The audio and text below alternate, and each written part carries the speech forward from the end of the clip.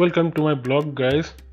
আজকে আমি আপনাদেরকে দেখাবো চায়নার ফিশ মার্কেট, ঠিক কি কি ধরনের মাছ বিক্রি হয় ওখানে, এবং আমি একটা মাছ পছন্দ করে কাটে যাচ্ছি, কীভাবে কাটছে ওরা সেটাও আজকে আমি দেখাবো আপনাদেরকে, যে চাইনিজরা কীভাবে মাছ কাটে। এখানে কিছু কিছু মাছ যেমন ধরেন রুই, কাতলা এবং সিলভার কাপ মাছও পাওয়া যায়। এখানে ব্যাঙও বিক্রি হয়। এছাড়া এখানে কিছু ক্যাটফিশও বিক্রি করা হয়, যেগুলো কিছু কিছু মাছ আমাদের ইন্ডিয়াতেও পাওয়া যায়। দেখুন এখানে বেশ কিছু টাইপের ক্যাটফিশ আছে, যেগুলোকে মাগুর মাছ বলা হয়।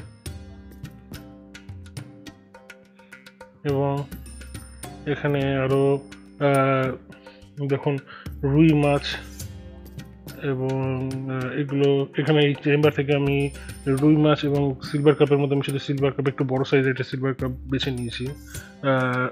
তো ওরা একটা সিলভার কাপ বেছে একটা বড় সাইজের দিল, তার দাম পড়েছে অ্যাবাউট 35 RMB, তার মানে অ্যাবাউট 400 টাকার কাছাকাছি।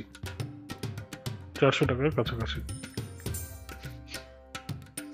400 টাকা একটু বেশি হতে পারে। তো মাছ দেখুন ওরা কীভাবে মাছ মারে, ওরা ম্যাক্সিমাম মাছ এভাবে জিয়ে রাখে, মানে বাঁচিয়ে রাখে। তো দেখুন ওরা মাছ ফার্স্টে এইভাবে রেখে সেটাকে ওজন করে, এবং তারপরে সেই মাছটাকে ওরা মেশিন দিয়ে কীভাবে ছাড়ায় সেটাকে দেখাচ্ছি আপনাকে।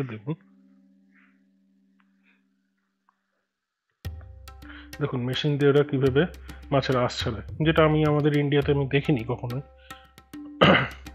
আমাদের ওয়েস্ট বেঙ্গলও আমি দেখিনি। ছুরি দিয়ে মাছের কানকো বা পাখনাগুলোকে কেটে থাকে। দেখুন কীভাবে ওরা মাছ ছাড়াচ্ছে। ওরা মাঝখান থেকে আগে কেটে দেয় এরা, কারণ এরা মাছের পিস কী করে বের করতে হয় সেটা সঠিকভাবে এরা জানে না চাইনিজরা। কারণ মাছ খাওয়ার বা পিসের সঠিক হিসাবটা একমাত্র বাঙালিরা ছাড়া আমার মনে হয় না যে পৃথিবীর আর অন্য কোনো ধরনের জাতি বা গোষ্ঠী কেউ বোঝে যে সঠিকভাবে যে কীভাবে মাছের পিস বের করতে হয়।